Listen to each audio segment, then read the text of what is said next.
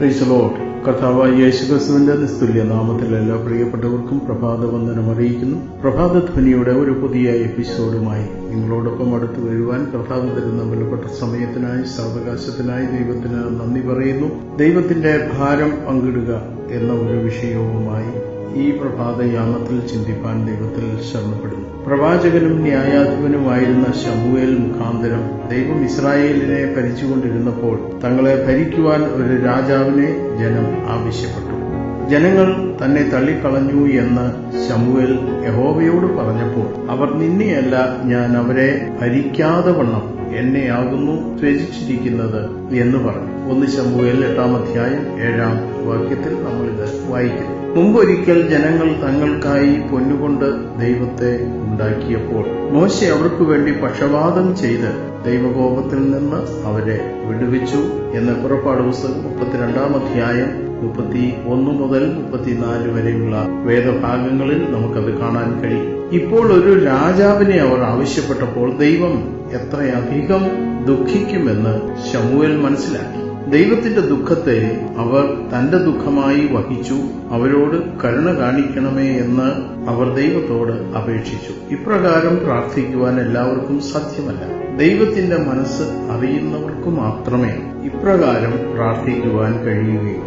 പക്ഷപാതം ചെയ്യുവാൻ ആരുമില്ലായകയാൽ ദൈവം ആശ്ചര്യപ്പെട്ടതായി യെശയ്യാവ് 59-ാം അധ്യായം 16-ാം വാക്യത്തിൽ നമുക്ക് വായിക്കാൻ കഴിയും. പക്ഷപാതം ചെയ്യുവാൻ ആരുമില്ലല്ലോ എന്ന് ദൈവം ഇന്നും അത്ഭുതപ്പെടുന്നു. ചില ശുശ്രൂഷകൾ പുറമേ കാണുവാൻ കഴിയുമ്പോൾ പക്ഷപാതം ചെയ്യുന്ന ശുശ്രൂഷ സ്വർഗസ്ഥനായ പിതാവ് മാത്രം കാണുന്നതും രഹസ്യത്തിൽ ചെയ്യുന്നതുമാണ്. പരിശുദ്ധാത്മാവ് മധ്യസ്ഥനാണ്.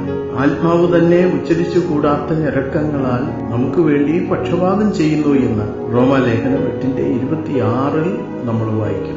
നമുക്ക് വേണ്ടി പക്ഷപാതം ചെയ്യുവാൻ യേശു സദാ ജീവിക്കുന്നു എന്ന് എബ്രായ ലേഖനം 7-25 നമ്മൾ വായിക്കും.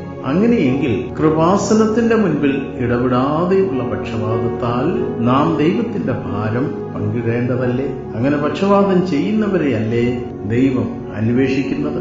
കണ്ണുകളടയ്ക്കാം. ഒരു നിമിഷം നമുക്ക് പ്രാർത്ഥിക്കാം. ഞങ്ങളെ അതിവാത്സല്യമായി സ്നേഹിക്കുന്ന ഞങ്ങളുടെ ദൈവമേ, വാഴ്ത്തപ്പെട്ട സ്വർഗീയ നല്ല പിതാവേ, മനോഹരമായ നല്ല പ്രഭാത സമയത്തിനായി നന്ദി പറയുന്നു, സ്തോത്രം ചെയ്യുന്നു. ഈ പ്രഭാതയാമത്തിൽ അവിടുത്തെ സന്നിധിയിലേക്ക് അടുത്തു വരുവാൻ, അവിടുത്തെ വചനങ്ങളെ ധ്യാനിക്കുവാൻ, ചില ചിന്തകൾ അവിടുത്തെ സന്നിധിയിൽ പങ്കുവെക്കുവാനൊക്കെ കർത്താവെ അവിടുന്ന് തന്ന വിലപ്പെട്ട സമയത്തിനായി സ്തോത്രം ചെയ്യുന്നു.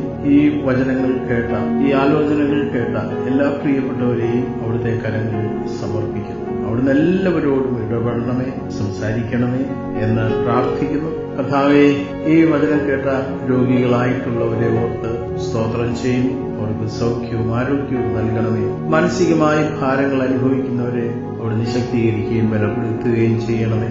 കർത്താവെ, ആത്മസന്തോഷത്താൽ എല്ലാവരും നിറയുവാൻ, അവിടുത്തെ സന്നിധിയിൽ ബലപ്പെട്ടിരിക്കാൻ എല്ലാവർക്കും കൃപ നൽകണമേ എന്ന് പ്രാർത്ഥിക്കുന്നു. പ്രാർത്ഥന കേട്ടതിനായി സ്തോത്രം, മഹത്വം അങ്ങേക്ക് യേശുവിൻ നാമത്തിൽ തന്നെ.